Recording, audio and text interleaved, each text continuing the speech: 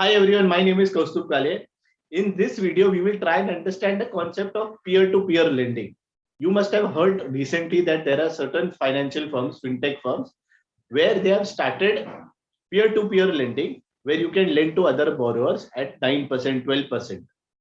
Now, what exactly is this? We'll come to this later. Let's first understand the concept of credit spread or credit risk.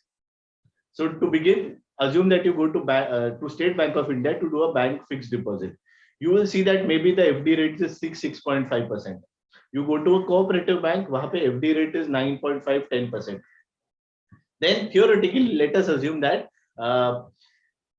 it's not legally allowed. I ask you for a deposit to be kept with me. Maybe you will keep it at 12% or 13%. That is what you will want as a risk. So this exact risk is the credit risk or the credit spread, where the extra percent, 3.5% in say a cooperative bank deposit, or even 6.5% as compared to a State Bank of India deposit with me, the extra percentage that you are earning is the credit spread or the credit risk.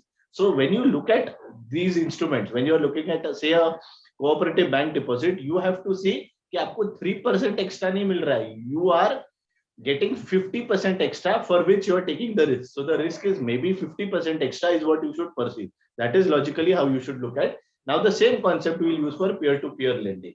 Now what exactly is peer-to-peer lending? So like I said, sure, you are allowed to lend to other borrowers, where you get to choose the borrowers through their platforms. Those platforms also offer you risk bucketing and various and they inform you about the risk characteristics of various borrowers. Generally, these are short tenure loans. उनका tenure ज़्यादा लंबा नहीं होता है, and these are high risk unsecured loans. There is no security that you are getting against lending that amount, and obviously the amounts are very small because that is why RBI has kept various limits. Okay, how much a single borrower can borrow, how much a lender can lend. All of these limits are also in place.